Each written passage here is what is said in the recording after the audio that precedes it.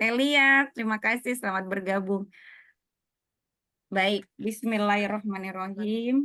Innallaha malaikatahu yusholluna 'alan nabi ayyuhalladzina amanu shallu alaihi wa sallimu taslima. Allahumma shalli ala sayyidina Allahumma Muhammad shalli ala wa ali sayyidina sayyidina Muhammad wa Muhammad. ala Raditu billahi sayyidina robba wa bil islami dina wa bi Muhammadin nabiyya wa rasulullah. Rabbi zidni ilman warzuqni fahman wa amalan mutaqabbalan. Hasbunallah ni'mal wakil, ni'mal maula wa ni'man nasir. La haula wa la quwata illa billahil alil adim. Alhamdulillahirabbil alamin. Ini obrolan teras bulan Juli untuk ibu-ibu, teman-teman yang baru bergabung. Ini adalah kegiatan rutin bulanan dari komunitas menulis bersama, yang sebenarnya ini tuh adalah kegiatan silaturahmi bulanan dari member untuk member. Tetapi sejak beberapa bulan, mungkin lebih tepatnya awal tahun ajaran baru, dari Januari kemarin itu kita sudah membuka untuk umum gitu. Jadi teman-teman yang tertarik dengan topik-topik tertentu itu bolehlah silakan bergabung saja. Nah, topik kita malam ini adalah meditasi untuk ketenangan dan kesehatan, sebuah pengalaman yang akan jadi pemantik. Obrolan kita malam ini adalah Ibu Muhlisa Mulkin atau yang biasa kita sapa dengan Kak Lisa atau Umi Lisa. Selamat malam Umi, Assalamualaikum. Waalaikumsalam warahmatullahi wabarakatuh. Selamat malam Alhamdulillahirobbilalamin. semuanya. Ya, terima kasih banyak kehadirannya. Alhamdulillah Umi begitu diminta kesediaannya langsung. Oke, jadi admin lega. Soalnya merasa bersalah, merasa bersalah sama teman-teman komunitas menulis yang benar-benar pasif beberapa bulan Jarang terakhir. absen Jadi ya Umi ya, mencoba jarang untuk absen. mm, Iya, mencoba sebenarnya untuk ini mau curhat mengaktifkan diri sedikit. kembali. Admin untuk Optepas itu kan ada dua Mi, saya sama Teh Mm. Lia. Halo Teh Lia. Nah, PR kita tuh setiap bulan adalah mencari pemateri atau pemantik untuk kegiatan Optepas ini. Jadi begitu, apa Umi aja ya gitu. Alhamdulillah langsung mau. Tapi Milisa itu Terima jarang kasih. menolak kalau memang itu keahliannya gitu. Jadi begitu Iya, ditanya waktunya ini nih bebas Mi, modelnya bagaimana langsung oke gitu. Terima kasih Alhamdulillah. Melisa, Umi. Iya. sama-sama. Oh iya Bu ya, Pokoknya minta hadir. sepanjang Alhamdulillah. berbicara Terima kasih pengalaman. banyak. Ya, nah gitu. Nah, jadi untuk teman-teman yang baru bergabung, jadi Optobasi itu bukan seperti seminar, pemantiknya nanti akan sharing, apalagi malam ini topiknya meditasi ketenangan, untuk ketenangan dan kesehatan, itu sebuah pengalaman. Jadi Melisa nanti akan berbagi pengalaman beliau yang malang melintang di dunia meditasi. Terus untuk yang belum tahu meditasi itu, apakah itu terkait dengan agama atau itu sebuah style gaya hidup, dan nanti dijelasin sama Melisa. Kemudian kita boleh, pesertanya atau yang hadir boleh bertanya, dan yang tahu tidak harus Umi yang menjawab ya, jadi nggak harus Bu Lisa, tapi yang punya pengalaman juga mangga silahkan boleh banget berbagi, sehingga nanti di ruang ini kita akan selesai dengan beragam atau berbagai macam kekayaan persepsi, begitu ya Umi ya? Iya, betul Ya, sekali. alhamdulillah. Nah, karena beliau ini sudah ada lagi di negeri Makassar, kita tidak bisa berpanjang-panjang, kasihan teman-teman yang di apa namanya di daerah Makassar dan sekitarnya atau di daerah timur dan tengah, karena nanti akan terlalu larut selesainya. Langsung saja saya persilakan Ibu Mulisa Mukin atau Umi Lisa untuk sharing pengalaman beliau di bidang meditasi. Silakan Umi. Terima kasih. Bismillahirrahmanirrahim. Allahumma sholli ala Muhammad wa ali Muhammad. Alhamdulillah, alhamdulillahirabbil alamin. Selalu senantiasa kesyukuran atas segala hal nikmat yang berlangsung terus-menerus dalam hidup kita hingga detik ini harus selalu dalam kesadaran kita ya. Jadi oh ya, Assalamualaikum warahmatullahi wabarakatuh. Waalaikumsalam warahmatullahi wabarakatuh. Karena ini betul-betul hanya pemantik, saya juga cuma sharing pengalaman. Kalau tadi Bunda Wi mengatakan saya malang melintang, belum sebenarnya. Belum. Jadi, nah ini yang saya ingin ceritakan kenapa sampai bisa kemudian menekuni atau kemudian masuk pada dunia meditasi itu. Ceritanya bermula dari saya itu, ya Bunda Wi paling tahu saya sebenarnya karena kami bertetangga dan saya bisa tiba-tiba nelpon beliau atau suami Bunda Wi itu tolong bawa saya ke rumah sakit.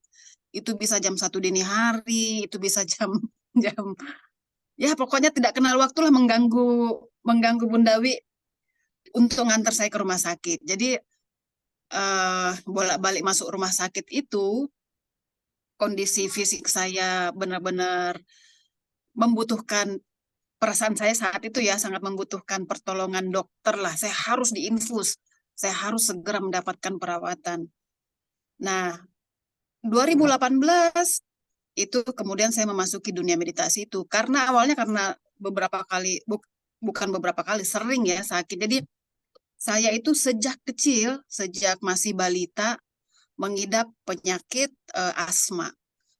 Jadi saya sering sekali kumat asmanya jika dipicu oleh udara yang terlalu dingin atau terlalu panas, atau kemudian orang itu merokok jauh saja itu bisa tercium dari jarak berapa sama saya, itu bisa bikin saya sesak. Kadang-kadang aneh penyebab sesak itu kadang aneh juga.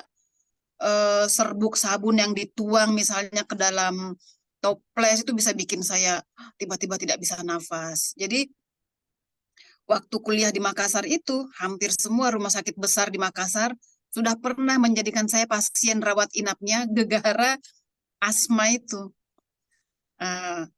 Jadi asma saya, paru-paru saya bermasalah. Tahun 2003 rahim saya diangkat. Tahun 2017 saya divonis aritmia jantung. Jantung saya itu ritmenya dangdutan gitu kata dokter, tidak beraturan. Jadi tidak normal lah ya. Itu ketahuannya waktu saya mau berangkat haji, disuruh general check up. Di situ ketahuan. Memang sih kok rasa sering capek ya. Begitu, tapi saya pikir wajar orang asma kan, sering capek kan. Ternyata saya aritmia. Jadi paru-paru, rahim, jantung. Nah, tahun 2000 berapa itu ketahuan lah juga saya kena fatty liver. Jadi di liver saya itu terbungkus oleh lemak-lemak lah begitu. Sampai saya dirawat di rumah sakit di Bandung itu oleh Prof. Julianto, dirawat inap di rumah sakit, keluar itu dibekali obat-obatan lah. Sampai kemudian seorang sahabat datang dan bilang begini, Kak Lisa ini kenapa sih? Kenapa kok sering sakit-sakitan katanya gitu. Suami perhatian, anak-anak sehat, keuangan berkecukupan gitu ya. Saya juga mikir, ya ini saya ini kenapa sih? Saya ini kenapa? Semua hal yang diinginkan orang dalam hidupnya itu terpenuhi gitu. Saya tidak kekurangan keuangan, nggak ada masalah. Anak-anak saya sehat-sehat semuanya. Lalu apa masalahnya? Lalu kemudian seorang teman lagi datang dan dia bercerita tentang bagaimana dia stroke, terus kemudian diterapi oleh timnya dokter Terawan itu dengan cuci otak, lalu kemudian membaik dengan meditasi. Jadi dia bilang, sudahlah Kak Lisa ke Bali saja sana, ikut meditasi. Jangan banyak minum obat, karena begitu keluar dari rumah sakit itu saya menerima bekal obat-obatan tuh kayak segenggam gitu. Kalau sekali minum tuh segenggam. Ya lumayan lah, saya termasuk orang yang sebenarnya kepingin tidak minum obat. Karena dari kecil saya sudah tukang minum obat. Jadi saya ingin masa dewasa saya itu obat-obatan dikurangi. Akhirnya ya begitulah sampai kemudian sudah saya harus ke Bali kalau begitu. Karena melihat progres teman yang ikut meditasi ini kok membaik. Padahal dia awalnya stroke gitu kan, gejala stroke sampai harus dicuci otak ya kan sama timnya dokter Terawan. Membaik dia dengan meditasi. Atas saran dia saya berangkatlah saya ke Bali. Nah, di Bali jadi apa sih namanya komunitas yang saya masuki itu saya tidak center yang saya masuki itu namanya Bali Usada. Itu memang saya lihat Bali Usada ini terkenal di artis-artis ya. Saya lihat banyak yang review, banyak yang pernah ikut terus kemudian bikin vlog gitu kegiatan mereka selama di sana. Dan ternyata memang Bali Usada ini sudah sekitar 30 tahun eh, punya muridnya udah ribuan lah dari seluruh Indonesia. Dia berdiri sudah sudah 30 tahunan sampai sekarang. Sekarang apa yang dilakukan selama seminggu di sana itu? Selama seminggu itu kita benar-benar justru tidak bikin apa-apa. Jadi kalau misalkan kita datang ke suatu tempat ingin belajar, ternyata meditasi selama di sana itu belajar melepaskan banyak hal. Bukan belajar memperoleh banyak hal, tetapi belajar melepaskan banyak hal. Selama seminggu nggak ngapain. Saya ditanya, memang bisa ngapain? Benar-benar cuman duduk dengan posisi tertentu, karena saya muslim ya, jadi terpotong hanya untuk sholat, istirahat, tidur. Selebihnya itu duduk dengan postur seperti yang digambar-gambar itu, postur apa namanya? Adalah postur kayak gini ya, meditasi, terus duduk bersila dan tidak ngapa-ngapain selama 7 hari itu. Mata panca indera kita benar-benar diistirahatkan sehingga kita lebih banyak melihat diri kita ke dalam. Lebih banyak melihat ke dalam. Yang saya rasakan selama seminggu ikut di sana itu, padahal kan nggak ngapain ya, betul-betul hanya duduk dan menyadari lintasan pikiran. 2 hari pertama atau 3 hari pertama, yang kita diminta itu adalah hanya sadar nafas saja. Sadar nafas masuk, sadar nafas keluar, pikiran. Tapi kan ya namanya kita terbiasa, pikiran kita kan tidak pernah diam. Jadi ketika diminta untuk hanya mengamati nafas, pikiran tuh ribut dia kesana kemari, justru makin bercerita, mengingat ini dan itu dan lain sebagainya. Jadi 3 hari pertama itu saya payah sekali untuk bisa hanya diam dan mengamati nafas masuk, nafas keluar. Justru yang muncul itu pikiran-pikiran yang macam-macam. Yang saya takjub itu karena hari pertama, hari kedua, hari ketiga,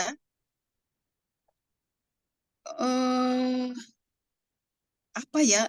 Saya keluar dari rumah sakit kan langsung terbang tuh ke Bali.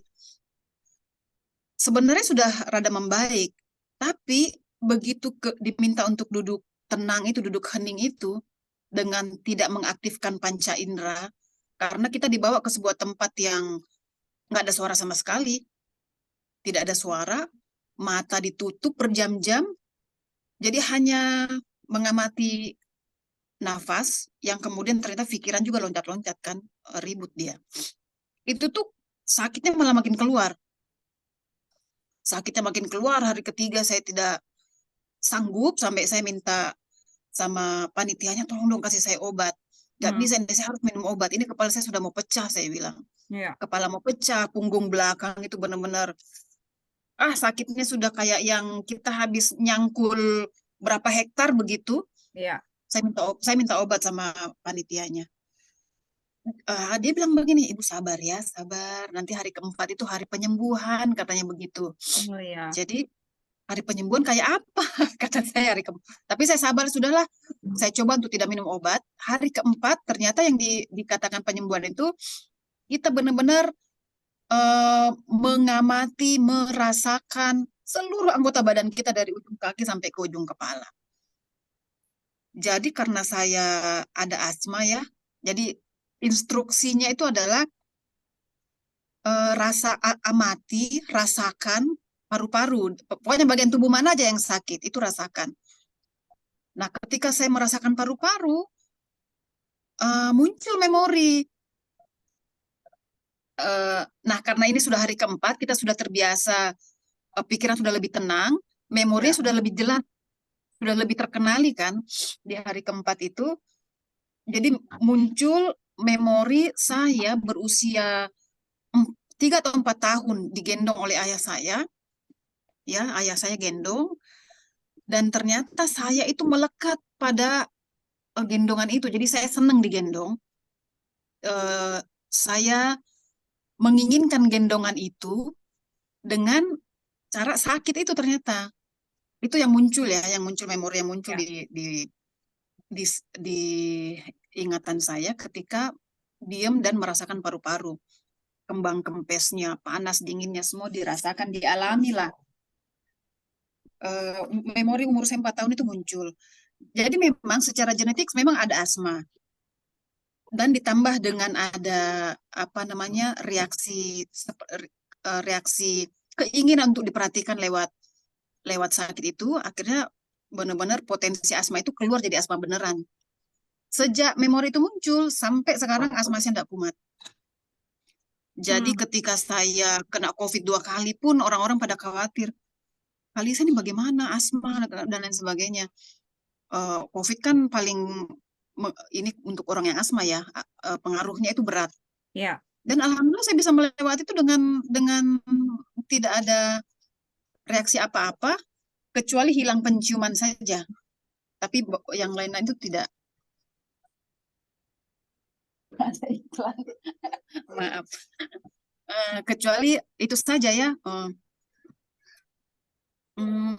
Apa tadi? Nah, jadi sejak 2018 memori itu muncul sampai sekarang asma saya hilang. Tidak pernah kumat lagi. Kalaupun misalnya ada rasa berat bernafas, tidak sampai saya membutuhkan nebu. Kan saya sering sekali di nebu tuh. Kalau sudah kumat, di nebu sampai kemudian dikeluarkan lendirnya kalau dia dalam kondisi yang parah. Nah, 2018 itu yang terjadi. Jadi asma saya hilang, lalu tiba tapi yang paling keingatan sama saya itu adalah memori di paru-paru. Bagaimana dengan aritmia jantungnya? Jadi tahun berikutnya saya cek jantung, kata dokter, ibu enggak ada kok ini aritmia jantung. Saya bilang, oh ya, berarti saya sudah sembuh gitu kan. Aritmia jantungnya berarti sudah tidak ada lagi. Fatty livernya bagaimana? Sampai sekarang fatty livernya itu cara untuk mengetahuinya lewat cek lab itu kan, gamma GT saya menurun angkanya, biasanya kan menurun angkanya. Seperti begitu. Jadi ternyata yang terjadi pada saya, kenapa saya sering sakit, itu adalah untuk asmanya yang melekat terhadap keinginan untuk diperhatikan itu ya. Saya mencari perhatian Bapak itu dengan sakit. Saya 7 bersaudara, 6 perempuan, 1 laki. Ya, begitulah. Saya sendiri tidak juga kok bisa sampai seperti begitu ya? Ya memang begitulah faktanya. Artinya memori itu yang muncul. Saya mau gimana lagi? Itu yang keluar kan. Nah, itu tahun 2018. Ya. Tahun berikutnya saya ikut lagi karena pertama kali ikut itu yang aneh menurut saya, pengalaman yang membuat saya takjub itu dengan metode meditasi ini. Ya. Emosi-emosi itu keluar semua. Oh ya. Meskipun memorinya tidak ingat, tapi perasaan pengen nangis, perasaan marah itu tanpa ada penyebabnya dia bisa keluar. Pengen nangis, marah, terus kalau di saya waktu itu dominannya itu pengen nangis dan marah itu. Silih berganti dia datang. Pengen nangis, marah, pengen nangis. Jadi ada kawan di samping yang dia pakai stagen itu. Dia buka aja stagen itu bikin memicu marah saya. Marah saya itu keluar gitu kan. Itu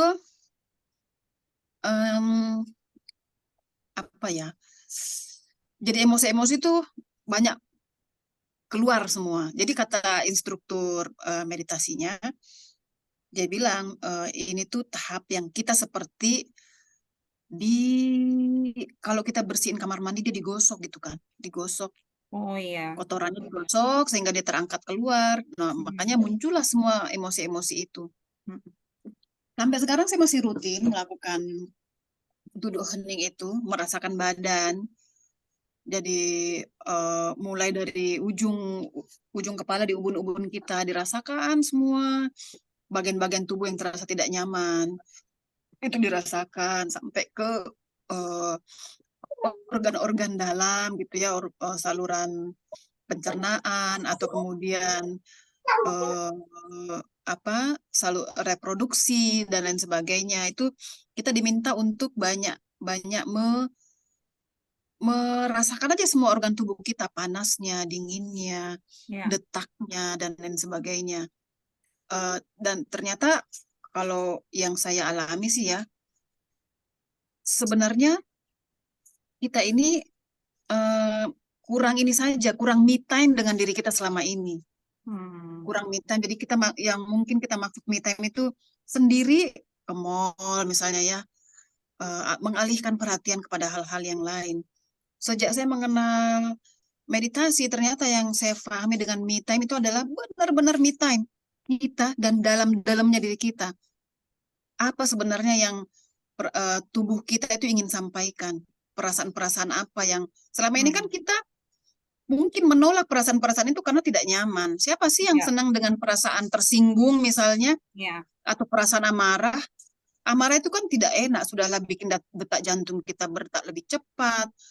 Pokoknya ada rasa tidak nyaman, sehingga kita lebih memilih untuk menghindar dari emosi-emosi itu. Sudah kita menghindar, mengalihkan dia dengan banyak cara.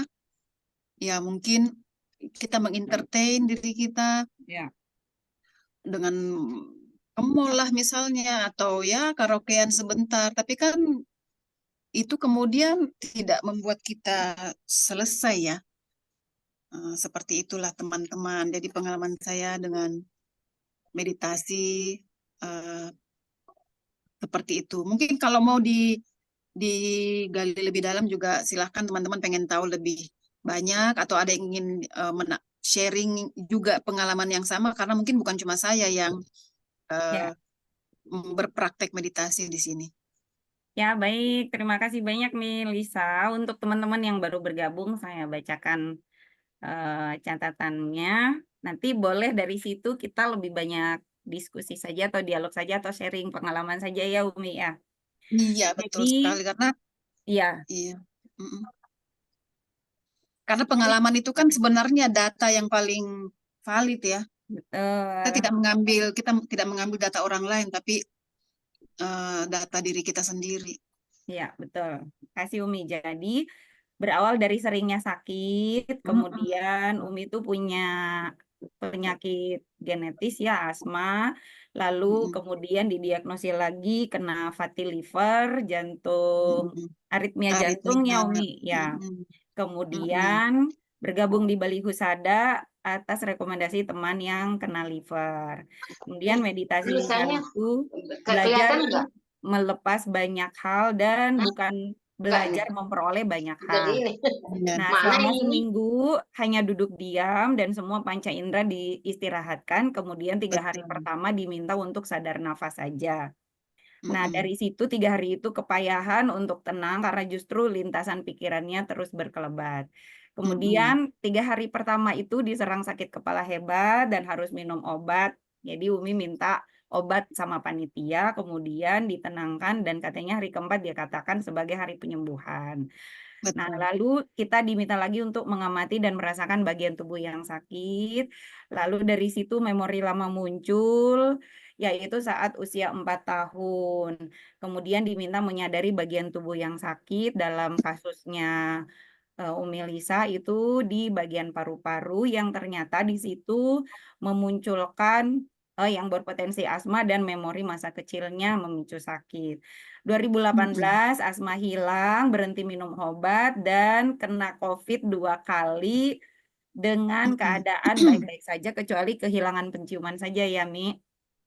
betul. tahun berikutnya ngecek ke lab, aritmia jantungnya sembuh, fatty livernya masih ada tetapi sudah turun ininya, sudah turun Iya, angkanya.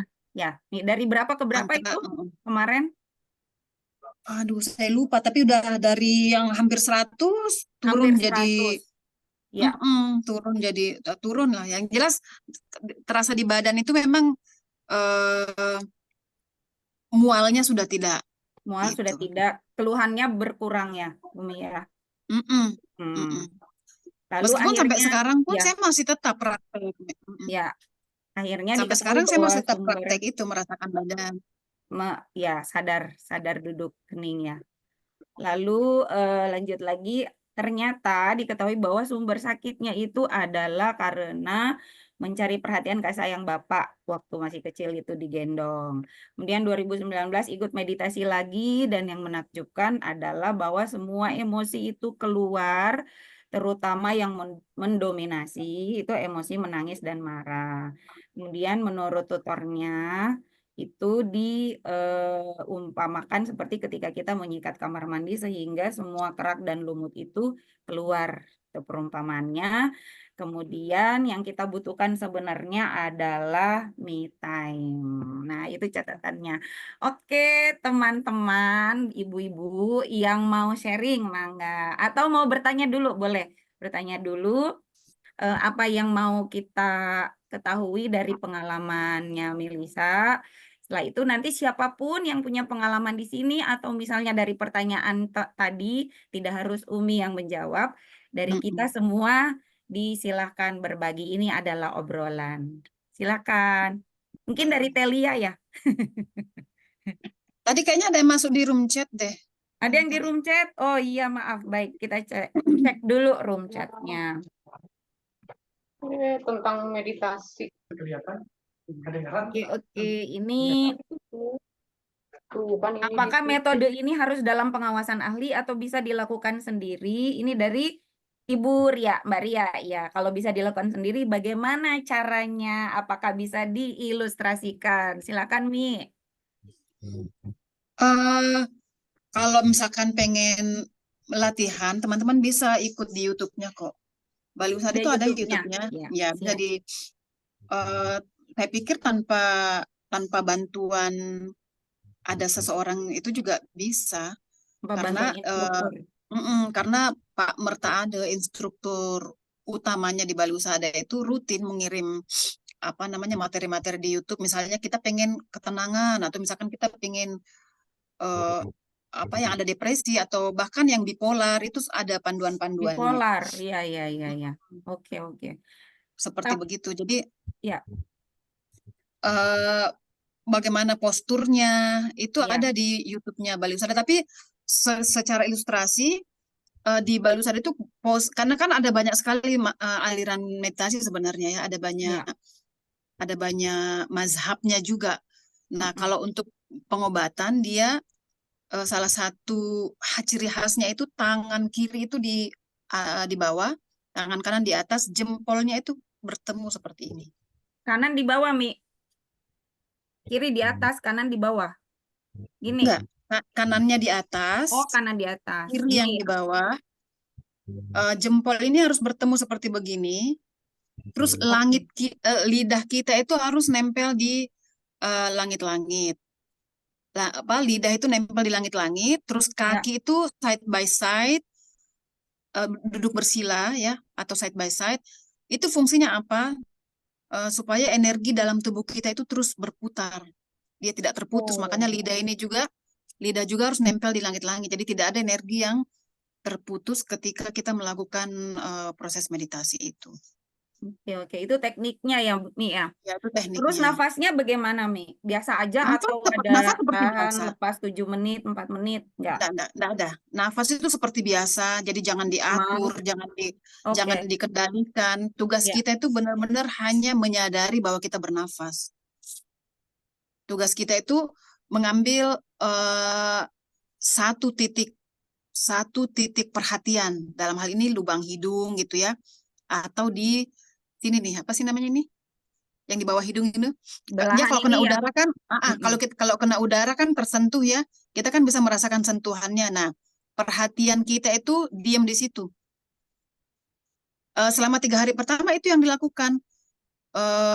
Perhatian hanya diam di lubang hidung atau yang terkena sentuhan udara itu. Fungsinya sebenarnya apa? Fungsinya itu apa dia jadi jangkar agar Jangkar. pikiran kita itu dia jadi jangkar agar pikiran kita itu bisa tidak Tidak liar liar ya. gitu, tidak. Tidak lompat-lompat kemana-mana.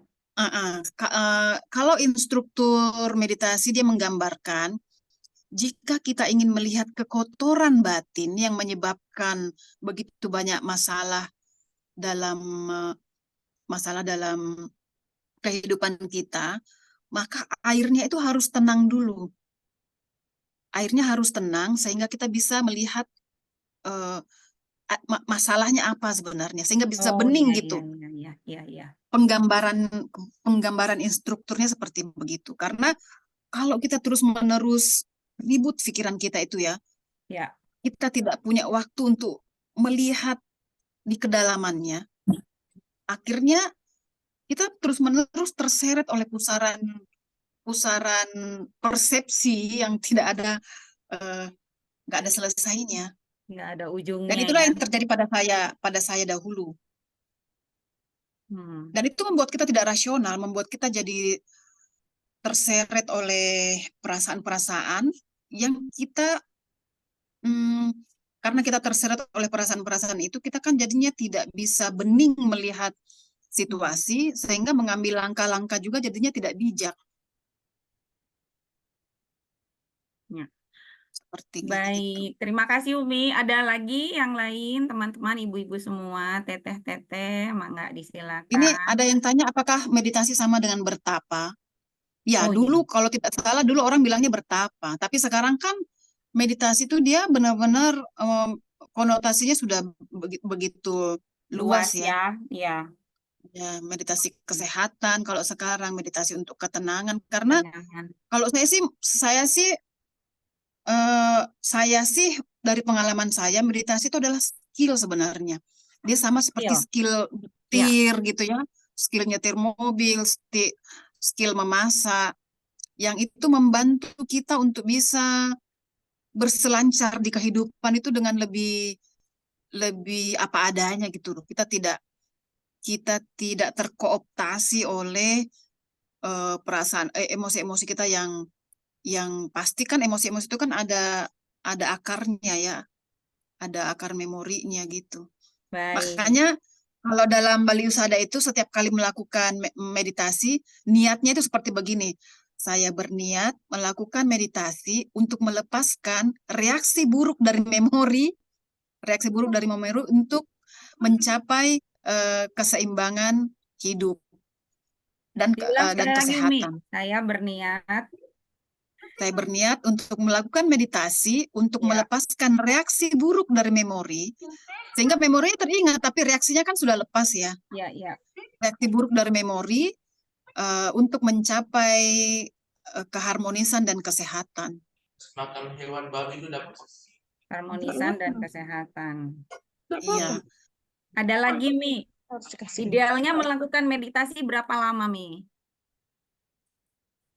Kalau mau yang terasa efeknya sih memang betul-betul harus kayak rihlah begitu.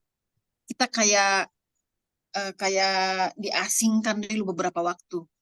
Sejak saya ikut meditasi, saya memahami kenapa ada olah-olah kalau dalam Islam kan riado gitu ya, yang 40 hari. Karena itu menimbulkan efek yang lebih revolusioner. Efeknya ya, maksudnya pengaruhnya ketimbang kalau mungkin kita lakukan pagi atau sore. Sebenarnya sih sholat itu juga meditasi. Sholat itu juga meditasi sebenarnya. Dan meditasi tertinggi itu sebenarnya meditasi yang bergerak, meditasi yang dalam keadaan ruku, sujud, berbaring, kayak gitu jalan. Itu tingkatan meditasi tertinggi. Tetapi untuk sampai pada tingkatan itu kan kita harus, ini pengalaman saya ya, saya harus melatih diri dulu untuk yang tahapan-tahapan di situ dulu, duduk hening. Jadi saya harus melakukan upaya duduk dulu untuk membuat saya mampu menyadari loncatan-loncatan pikiran, untuk membuat saya tidak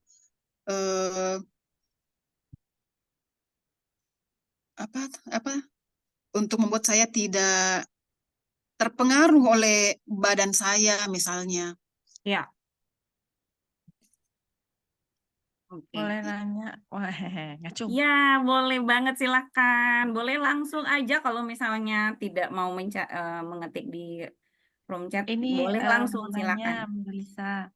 Kalau Ya, setelah kita mengeluarkan dalam proses meditasi itu, terus setelah kita mengingat memori dan mengeluarkan itu, apa yang dilakukan?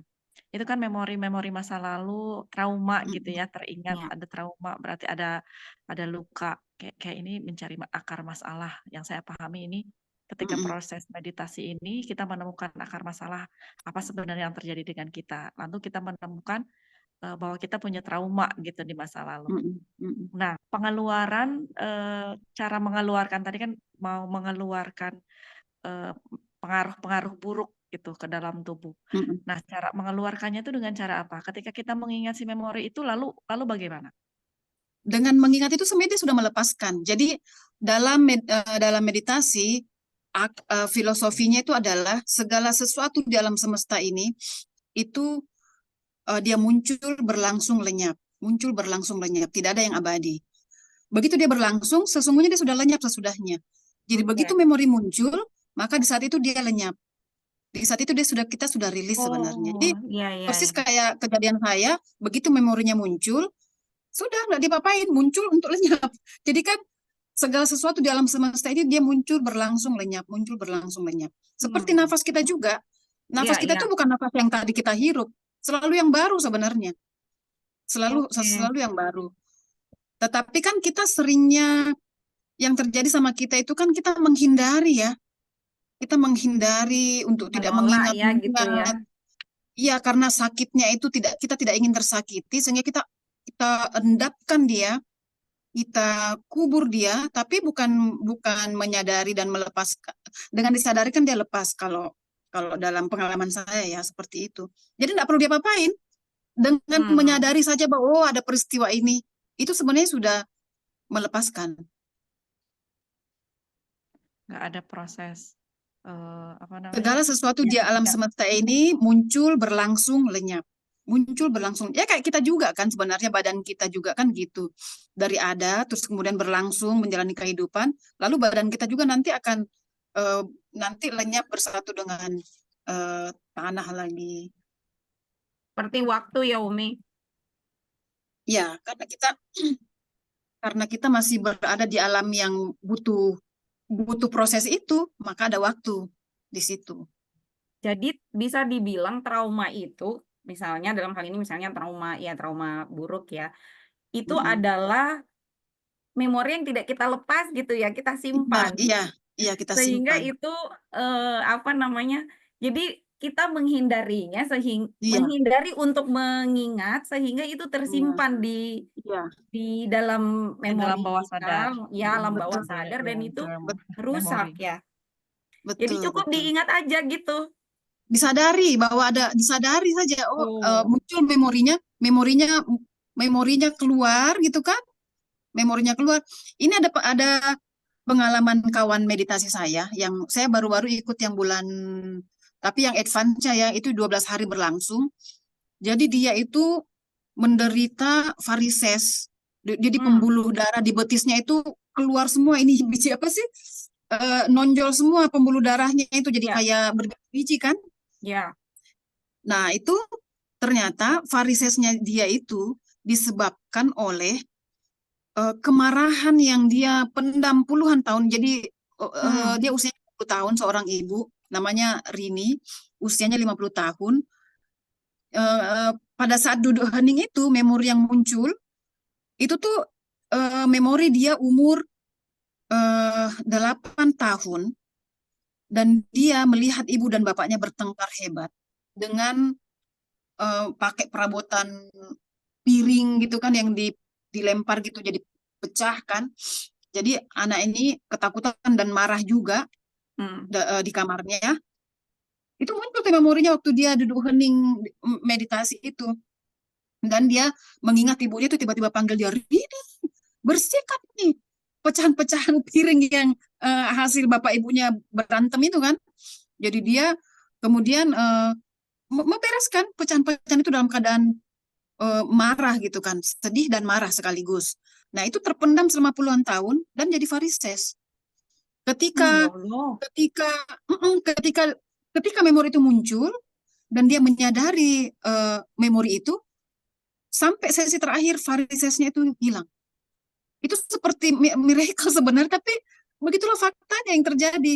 Jadi teman-teman yang ikut itu banyak memberikan saya apa yang orang bilang kok ajaib, tapi itulah adanya. Jadi dia nyimpen gitu kan kemarahan itu yang dia tidak sadari, dan dia bilang sama saya waktu dia cerita, saya itu sudah memaafkan ibu saya karena kan udah tua, sudah secara sadar dia sudah memaafkan, sudah meninggal pula gitu kan. Tapi ternyata memori dia yang umur 8 tahun itu yang dia bahkan sudah tidak ingat memori itu muncul. Memori kedua yang muncul adalah rupanya bapak ibunya itu sudah sering bertengkar sejak dia masih dalam kandungan. Jadi dia melihat dirinya di dalam kandungan dalam keadaan berwarna merah. Merah itu kan warna amarah ya. Kayak api gitu. Dia melihat dirinya dalam rahim ibunya yang merasakan kemarahan ibunya. Jadi dia merasakan kemarahan ibunya bertengkar sama bapaknya itu kan. Jadi dia melihat dua memori ketika dia bermeditasi itu. Sekarang varisesnya sudah sembuh. Begitu kuatnya ya hubungan sakit sama memori buruk. Iya, memori buruk karena ya sama lah, banyak sih misalnya kasus-kasus ringan aja, misalnya kayak kita fobia kecoa misalnya gitu kan. Kan pasti ada memorinya nih. Ini kecoa ada yang jerit-jerit, ada yang biasa-biasa saja. Kenapa bisa ada dua reaksi yang berbeda gitu kan? Iya, Padahal ya kecoa apa adanya, tapi kenapa kita mesti menjerit-jerit gitu? Pasti ada akar peristiwanya kan? iya. Gitu. Baik, ada lagi pertanyaan atau ada yang mau berbagi juga pengalamannya? Menelusuri akar masalah ya. Akar memorinya. Jadi memori kita itu kan di-filing oleh emosi. Ya. Kita tidak bisa mengingat semua peristiwa hidup kita. Apa yang membuat dia menjadi ingatan jangka panjang itu karena ada emosi yang kuat kan di dalamnya. Jadi kata Jim Kwik itu emosi plus peristiwa, maka dia menjadi ingatan jangka panjang. Ya. Emosi ditambah peristiwa itu rumusnya ya, Mi? Iya, emosi plus peristiwa maka menjadi ingatan jangka panjang. Jadi kata para pakar pendidikan kan begitu. Kalau ingin membuat anak-anak mengingat pelajarannya, ciptakan emosi menyenangkan pada materi pelajaran itu. Kita juga saat SD kan nggak ngingat pelajaran sebenarnya. Ngingat hal-hal yang menyenangkan atau yang memalukan. Saya waktu itu bermakna gitu ya, Mi? Iya, bermakna itu karena ada emosi yang kuat kan di dalamnya. Iya. Gitu.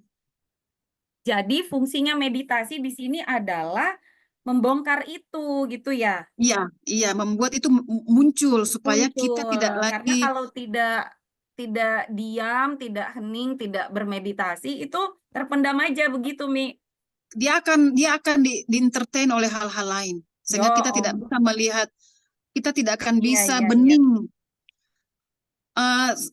Ada kasus ya, karena sejak saya ikut meditasi itu,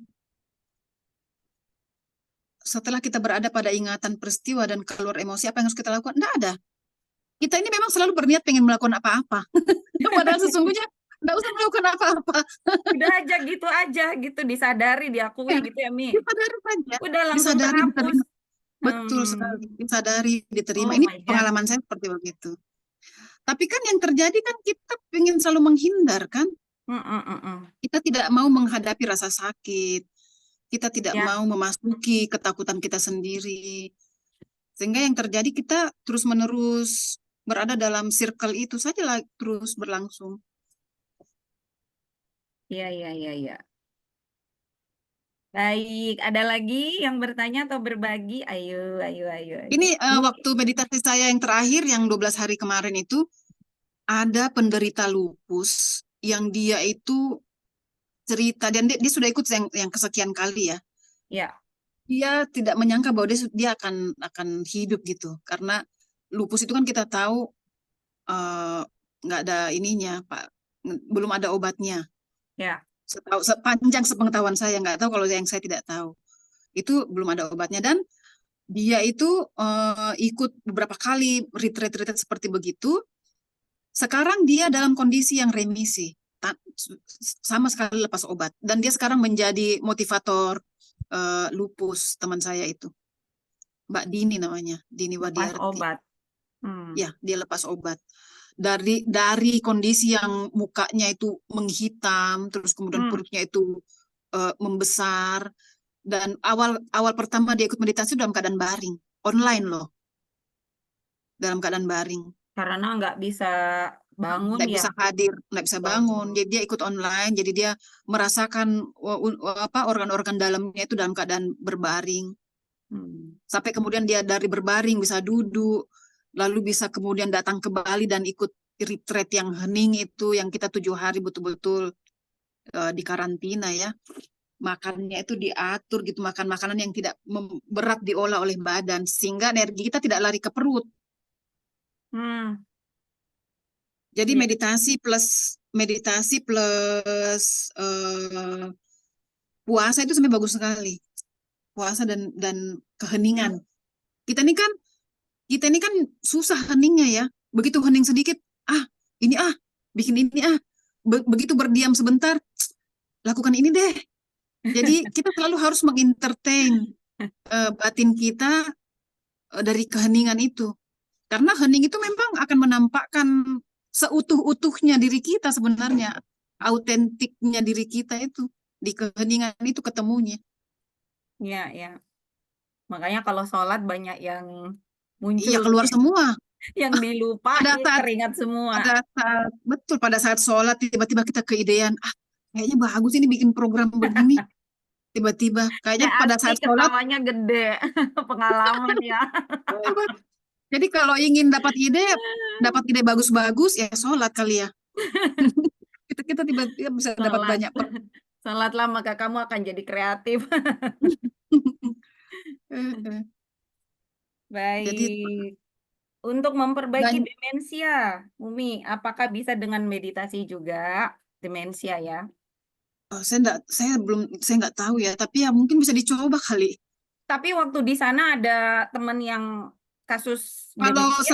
selama saya ikut dari 2018 itu, yang ikut itu orang-orang yang bipolar, terus kanker, yang terakhir yang teman kawan saya itu yang kanker itu, dia kanker paru-paru stadium 3B yang sudah bermetastase ke getah bening kan di sini di layarnya.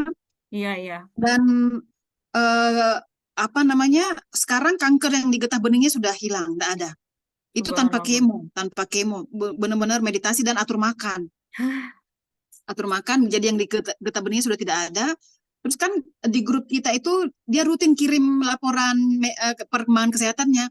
Nilai-nilainya selalu membaik. Terakhirnya dia kirim nilainya membaik. Kita semua senang dengan perkembangan kesehatannya. Terus teman sekamar saya, jadi sekamar itu bertiga, yang satu tadi lupus, yang sekarang sudah remisi obat. Terus yang kedua itu dia kena sirosis, jadi hatinya itu mengeras, sampai fungsinya itu hanya tinggal 10%. Jadi waktu dia berobat ke Malaysia, dokter di Malaysia itu bilang, nggak bisa, kamu tidak ada keajaiban, kamu hanya bisa kayak Pak Dahlan Iskan itu di transplantasi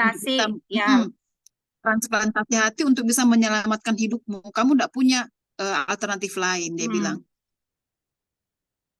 Dan faktanya dia masih hidup sampai sekarang.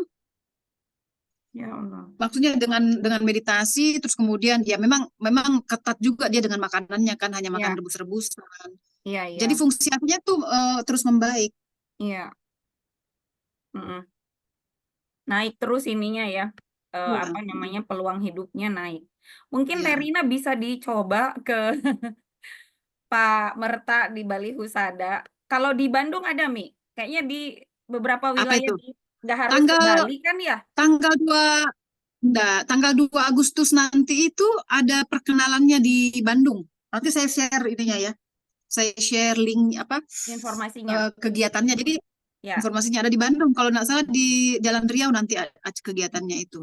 iya, iya, iya. Nah, Karena kalau di Indonesia, karena saya sangat merasakan manfaat dari meditasi kesehatan itu, maka saya kemudian menjadi volunteernya Bali Usada untuk bikin itu di Makassar. mm-mm. Ini sudah kedua kalinya bikin, bulan November nanti akan bikin lagi yang ketiga kalinya. eh eh, meditasi. Jadi mendekatkan metode ini lebih dekat ke ke daerah-daerah gitu loh. Jadi mereka nggak harus ke Bali kan.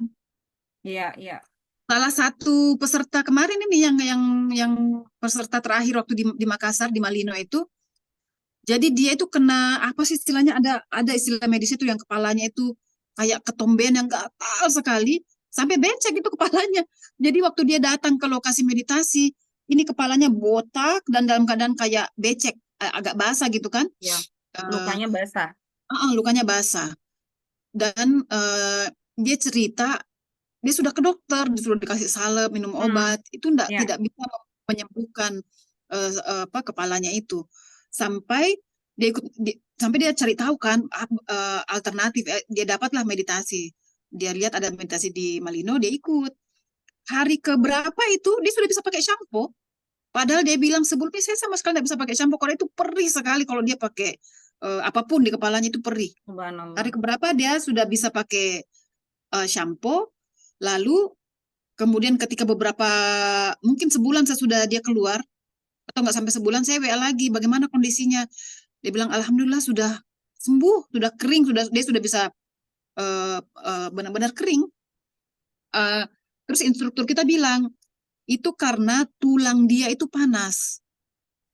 Karena tulangnya panas, sampai kemudian mengakibatkan alergi. Jadi itu sebenarnya bentuk alergi di Ya, kepala, sama ini di kepalanya. Jadi instruktur menyarankan dia harus banyak merasakan tulang-tulangnya secara keseluruhan, lalu merasakan panasnya.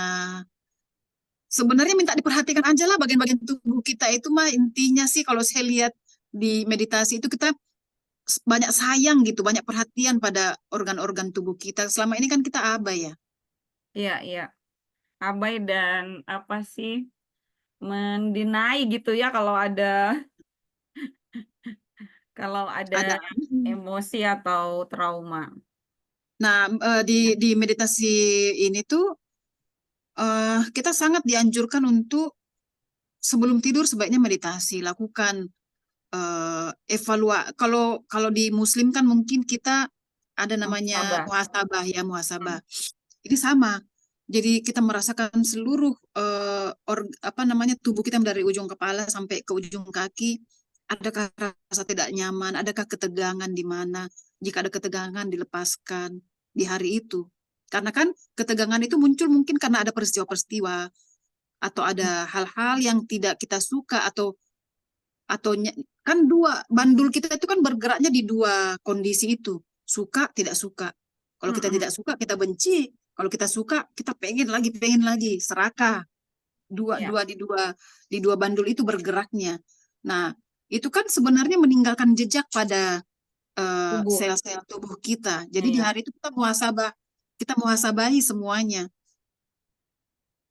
Seperti Nah, itu, sangat sangat misalnya penting. misalnya ini mau tidur gitu, terus kan tadi diminta untuk sadar gitu ya, apa namanya, menyadari bagian-bagian tubuh yang ada sakitnya gitu. Misalnya apa di sini tadi gitu ada sakit, diingat saja atau Dirasakan saja. ada kata-kata yang untuk memotivasi atau apa atau bagaimana? Nggak ada. Nggak ada, Sepanjang hanya yang saya oh ini sakit gitu. ya dirasakan saja. Oh, ada senut-senut, ada gatal di mana, ada sensasi. Ada sensasi. Tanpa perlu melakukan apa-apa. Hmm. Biasanya kalau kita sudah peka, kalau ada sensasi di bagian tubuh apa, itu memori biasanya muncul. Atau ada muncul emosi di situ. Biasanya kalau kita sudah Peka kita sudah rutin apa namanya? Kita meditasi. sudah peka dengan diri kita sendiri, kita sudah peka dengan badan kita sudah akrab lah. Hmm. Itu biasanya ada memori, ada rasa tidak nyaman. Waktu saya ikut yang terakhir kemarin ini, yang 12 hari itu, jadi ketika kita diminta merasakan organ tubuh, itu saya merasakan ini kan bola mata nih. Dalam keadaan hening tuh, rasakan bola mata. Hanya merasakan bola mata, saya jadi pengen nangis. Jadi ada rasa sedih yang keluar. Tapi tidak ada memorinya. Tapi emosinya keluar. Emosi perasaan nangis, sedih. Yang tidak tahu penyebabnya apa. Atau Nggak ada misalnya memorinya, ketika hanya emosi mau nangis ya saja. dia tidak muncul memorinya tidak muncul, tapi emosinya muncul. Jadi kadang-kadang begitu. Kadang-kadang memorinya muncul, kadang-kadang hanya emosi saja, memori tidak ada. Atau ketika misalnya diminta merasakan, jadi ketika saya merasakan ini kepala misalnya gitu ya, itu muncul perasaan sedih. Tuh ada Tenovi ketika ada nyeri malah dinikmati, bagus tuh. Coba termasuk meditasi ya, Mi. Hmm? Sakit kepala dinikmati. Dinikmati. Pertanyaannya sekarang, ketika dinikmati dia hilang apa tidak? Nah, Apakah kalau nggak hilang, Mi, gimana tuh? Apa yang harusnya kan hilang ya? apa ya? Saya tidak tahu ya. Saya tidak belum punya dan belum mampu untuk memberikan penjelasan kenapa dia tidak hilang. Tapi dari pengalaman saya, karena akar emosinya belum kesentuh. Kalau nggak hilang. Mm-mm. Akar emosinya belum tersentuh. Mm-mm. Jadi ada hal yang mendalam sekali yang kita belum tahu itu Aduh, apa. ya Allah. Karena tubuh kita ini kan sebenarnya lauhul mahfuz paling nyata gitu ya, yang Ya, mencatat segala amal dosa baik buruk kita gitu kan. Badan kita ini catatan paling jujur gitu. paling jujur dan paling nyata gitu ya, Mi ya. Mm-mm. Nggak bisa dibohongi. Nggak bisa dibohongi. Itu catatan amal yang paling nyata gitu. Paling nyata, paling Dan kan terdekat. ya, dan kan itu ya yang kita disampaikan juga, nanti tangan kita akan bicara. Sebenarnya memang begitu faktanya. Ini Ya, berdasarkan pengalaman saya ya. Begitulah yang saya alami. Sel-sel tubuh kita itu menyampaikan banyak hal. ya, ya. Jadi sebenarnya itu bagian yang paling real ya saat ini ya, Mi. Matanya berbicara, Iya, paruhnya iya. berbicara, semua bagian Mm-mm. tubuh yang kita sadari, yang disentuh itu sebenarnya dia berkomunikasi ya dengan kita. Iya, iya. Tapi kan kita tidak peka karena kita Kita tidak asal peka, intinya begitu sakit itu. kepala, kita tidak Udah di peka. Kita warning tidak. masih diabai. Iya, Iya. iya, iya, Jadi iya. sebenarnya meditasi itu dia memunculkan satu sih yang untuk orang yang ahli-ahli meditasi lebih dalam mungkin punya perspektif yang berbeda ya, tapi untuk saya saat Ya, ini yang saya rasakan sih yaitu dia membuat kepekaan kita lebih dalam. Lalu kemudian karena kita sudah apa namanya, akar-akar memori kita, ya, reaksi-reaksi buruk dari memori itu sudah banyak berkurang. Kita jadi tidak mudah terseret oleh emosi-emosi atau tertrigger oleh peristiwa-peristiwa di luar gitu. Atau istilahnya kita jadi lebih sabar lah. Kita lebih sabar dalam ya. menghadapi apapun karena peristiwa di luar itu kan sebenarnya bukan tentang kita gitu. Kan reaksi kita kan yang reaksi kita kan yang menentukan. Ya, reaksi yang Nah, ketika akar-akar reaksinya itu kita lepaskan satu-satu, maka kan kita jadi tenang, seimbang gitu melihat peristiwa-peristiwa. Kita melihat peristiwa itu betul-betul apa adanya gitu. Ya, ya. persepsi kita tidak lagi tercengkram oleh emosi-emosi. Ini katakan Novi, dinikmati, disentuh bagian yang sakit sambil dibacain doa buat diri sendiri. Kalau nggak Iya. mempan juga, ya minum obat. Pelarian terakhir ya, kan Novi. Kalau yang terakhir, mari berharap pada obat. Pengennya remisi gitu ya. Ya Allah, remisi obat. Begini sih remisi nggak minum obat. Mi, tapi kalau misalnya Jadi ya, hadir ya langsung di Bali Husada sama yang ikut YouTube, ada bedanya nggak yang dirasakan? Mungkin kalau pemula harus hadir dulu ya. saya belum Kan pernah ikut yang kondisi Bali Husada sama kondisi rumah kita pasti beda ya, Mi. iya Tidak betul. Makanya terkondisi. kalau betul, kalau di sana kan kita dikondisikan Iya, makan tinggal makan, pemula. suasana hening, tidak ada ribut-ribut, Iya, nggak ada handphone disita, handphone disimpan. disimpan. Kita tidak Zikir boleh boleh berbicara. zikir nggak, Mi? Boleh Nggak boleh, zikir. kita tidak Nggak boleh dianjurkan untuk zikir. berzikir. Iya, iya, iya. Ya. Iya. Karena kalau Karena zikir kenapa? berisik ya. Satu, kalau kita zikir itu, kotoran itu yang tadinya mau naik, itu sebenarnya jadi tidak keluar gitu. Oh, Tahapannya ya, ini pendam pengalaman lagi. saya. Makanya jangan zikir dulu, tidak dianjurkan untuk berzikir dulu, Dalam supaya hening kita itu.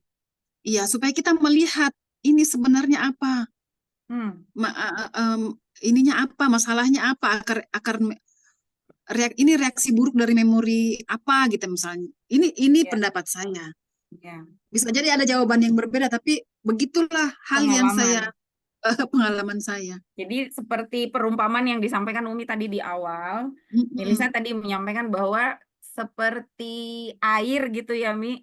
Kalau dia Kita beriak, seperti gosok bak mandi. itu nggak kelihatan dasarnya ya. Tapi kalau dia tenang, permukaannya itu dasarnya kelihatan gitu. Iya, Ya. iya. Bisa jadi ada pengalaman yang berbeda ya, tapi begitulah yang saya insight yang saya dapatkan seperti begitu. Baik, alhamdulillah kita nanti selesai sesuai jadwal jam 21 untuk waktu Indonesia Barat. Kita sekarang sudah di jam 8:18 di jam saya. Nanti kita mungkin karena tadi mulainya kita jam 19.16, nanti kita juga mundurkan ke jam 21.16 ya Umi ya.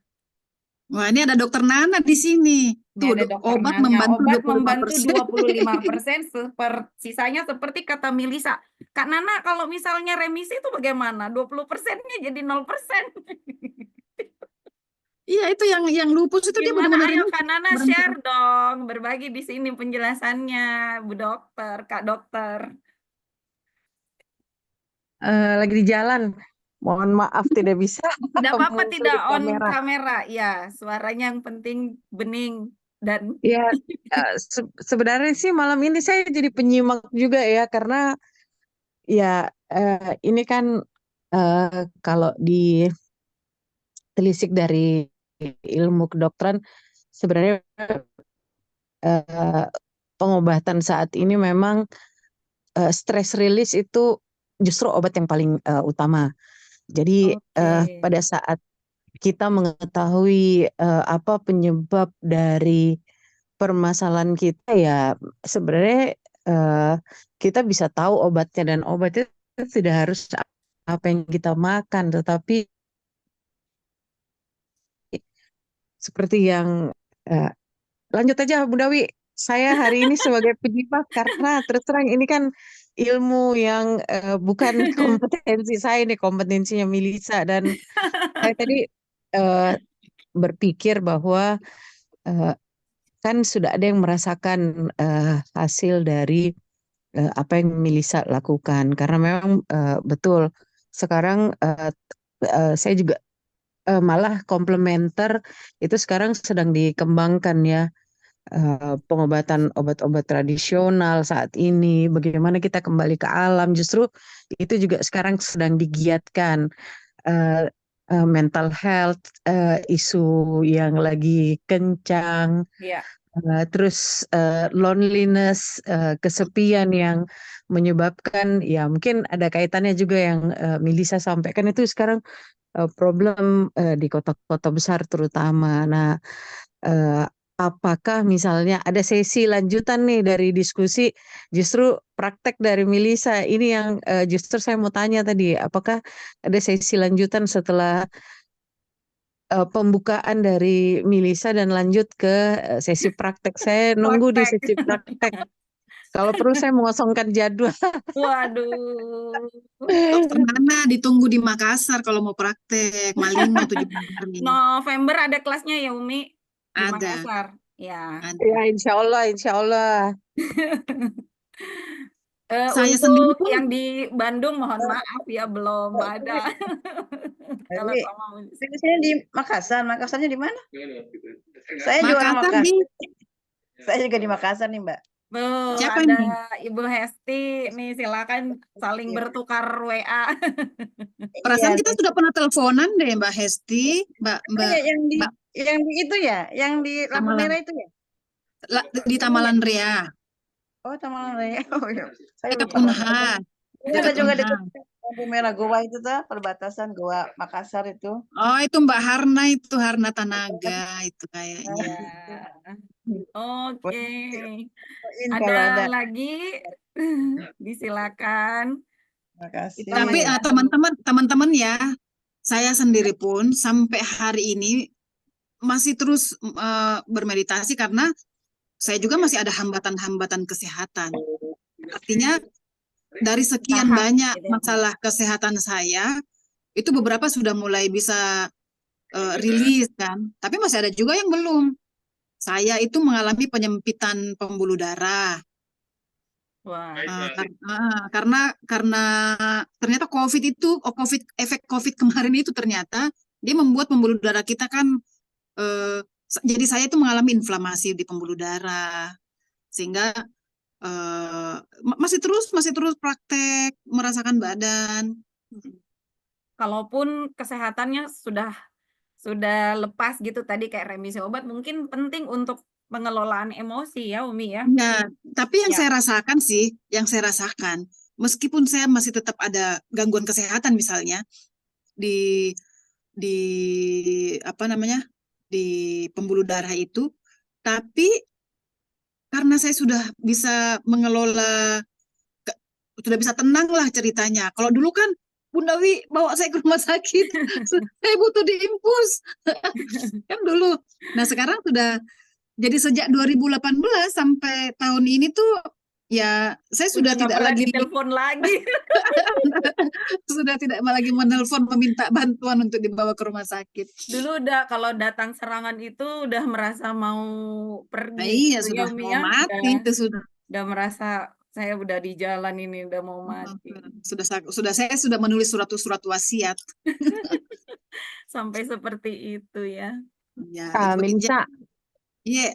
Ya, silakan. Silakan. ya Teh. izin mungkin saya nggak tahu ya apakah ini yang dirasakan karena kan kalau kami kan praktisi itu hanya memberikan terapi, biasanya orang yang merasakan. Jadi Ya. kalau dikatakan stres itu kan bukan stresnya dulu, meditasi dulu. Iya. Meditasi itu kan sebenarnya bagaimana kita memusatkan pikiran. Pada saat kita memusatkan pikiran, kita lebih tenang dan nyaman. Sebenarnya pada saat itulah stres itu terkendali. Jadi hormon-hormon stres dan sebagainya itu terkendali. Nah, pada saat kita melatih lebih dalam lagi, sebenarnya tanpa kita sadari kita memotivasi sel-sel yang bagus di dalam tubuh. Betul. Itu kalau kata ya orang yang menyampaikan, cuman saya tidak tahu apakah betul. Ya saya tadi agak telat masuk ya. Masuknya pas bercerita pengalaman di hari ketiga kok malah merasa sakitnya muncul ya. tetapi di hari ke 4 itu justru lebih baik. Mm-mm. Memang sih ada beberapa teman-teman yang sharing ya, karena sekarang di dunia barat pun malah sekarang sudah mencoba misalnya melakukan operasi sudah mengurangi penggunaan anestesi tapi menggunakan akupuntur. Jadi memang sangat banyak pengurangan penggunaan obat. Jadi eh, ya saya juga sharing dengan teman-teman bahwa sebenarnya meditasi itu bukan hanya untuk mengobati kan banyak yang menyatakan bahwa saya tidak mau bergantung kepada obat tidur dengan meditasi, saya lebih tenang, saya malah justru bisa tidur nyenyak. Tapi kalau sekarang malah sudah ada eh, gangguan-gangguan medis tertentu ya, malah sampai pengobatan untuk eh, ini saya pernah lihat sendiri di salah satu pusat layanan di Kuala Lumpur, mereka menggunakan untuk eh, kecanduan untuk nikotin. Jadi Iya. kalau untuk meditasi, cuman saya sendiri bahwa seperti apa meditasi yang benar itu memang ya kalau saat ini baru niat, aplikasinya memang belum bisa memulai. Jadi sama dengan kalau nggak salah saya lihat Tenenden tadi minta praktek rame-rame di sambil diskusi seperti ini karena setahu saya pernah berdiskusi dengan teman bahwa meditasi itu memang tidak tidak sesimpel bahwa ruangan tenang, memusatkan Iya. pikiran karena kalau meditasi itu mudah mungkin pada saat kita sholat pun khusyuknya sudah tercapai ya. Tapi itu sangat sulit untuk itu. Dan tadi juga saya dengar yang Milisa sampaikan bahwa me time itu bukan bahwa jalan-jalan ke mall karena sebenarnya kita tanpa sadar bahwa pada saat kita jalan ke mall itu juga bukan rileks sebenarnya yang kita dapat. Jadi ya stres baik itu dari stres itu kan sebenarnya apa ya? Kadang kalau kita ditanya atau saya misalnya ngasih tahu ke pasien bahwa oh ini mungkin ibu stres ada atau apa. Nah mendefinisikan stres itu kan orang kadang tidak tahu bahwa stres kecil bisa menimbulkan stres yang besar kalau bahasa ininya. Jadi misalnya Udah sadar kalau lagi stres gitu ya, Karena. karena sebenarnya kita juga mengenali bahwa kita punya masalah itu juga sangat sulit ya. Kapan kita katakan itu menjadi masalah? Misalnya saya terburu-buru mau pergi kerja, terus lupa nih naruh kacamata di mana. Sementara kalau nggak bawa kacamata itu eh, susah untuk membaca. Itu sebenarnya Stres. sudah ada mungkin belum sampai stres ya, tapi ada bibit-bibit stresor untuk kita panik dan sebagainya muncul, dapat naik Iya. di mobil, di jalan seperti itu. Nah inilah merilis stres itu dengan cara Milisa tadi nih yang perlu mungkin kita tahu tekniknya seperti apa. Jadi memang selama ini orang berpikir bahwa meditasi itu hanya untuk gimana sih biar tidur bisa nyenyak, konsentrasi atau daya ingat eh, daya ingat itu menjadi lebih baik. Nah, itu Lebih baik. jadi padahal sebenarnya ya itu memang memang sangat banyak Mil. Sekarang juga ini menjadi tren pembahasan saat ini terutama teman-teman dari yang mempelajari kesehatan-kesehatan yang komplementer ya yang banyak memang menyampaikan hal ini. Ya, saya terima kasih lah Milisa. Topik ini diangkat. Mudah-mudahan topik-topik yang lain lebih sama sama menariknya dengan yang disampaikan Milisa. Amin. Berikutnya Kak Nana.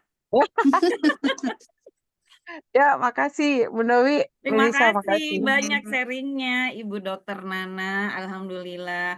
Kita masih punya waktu sekitar 46 menit. Mangga silakan yang mau sharing lagi atau mau bagi. Lah, alhamdulillah. Ayo Bu Iip. Mangga silahkan, langsung dibuka aja. Ya, Assalamualaikum. Waalaikumsalam warahmatullahi Waalaikumsalam wabarakatuh. Saya menyimak aja warahmatullahi dari wabarakatuh. tadi, menarik sekali bahasanya. Aduh, disimak oleh pakar. Disimak Oh, oleh enggak pakar, juga. ya Allah. Enggak lah. Saya sebetulnya apa namanya senang ya ada yang sharing langsung pengalaman karena itu kan sesuatu yang betul kata Melissa tadi eh, itu evidence based gitu ya, yang nggak bisa dibantah gitu orang pernah ngalamin seperti itu. Mungkin Betul. beberapa apa namanya penghayatan gitu ya yang itu nggak bisa didapat oleh ilmuwan, itu didapat dari para pelaku gitu. Betul. Iya. Saya sendiri begini, kalau di apa namanya di catatan akademik lah gitu ya,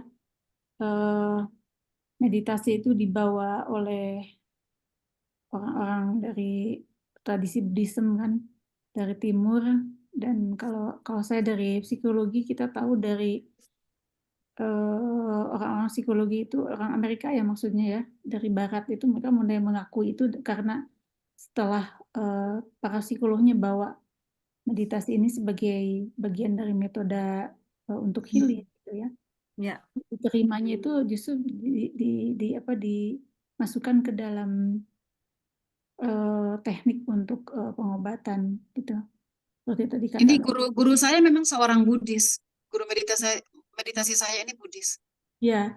Nah, jadi kalau saya lebih melihatnya dari sisi tekniknya ya. Dan tekniknya itu sendiri memang cukup aman lah gitu ya untuk digunakan. Tetapi secara personal kalau saya sendiri mungkin tidak terlalu tertarik untuk menyelami bagaimana apa namanya meditasi ini dipraktekkan di dalam tradisi Buddhism gitu ya. Saya sendiri mungkin lebih justru mencoba untuk mencari padanannya di dalam tradisi Islam ya, karena itu ada Islamic mindfulness gitu. Jadi kalau orang Islam mindfulness, ya. kalau di Barat kan dibawa oleh John Kabat itu dari tradisi Buddhism ini menjadi teknik meditasi kita sebutnya sebagai mindfulness ya.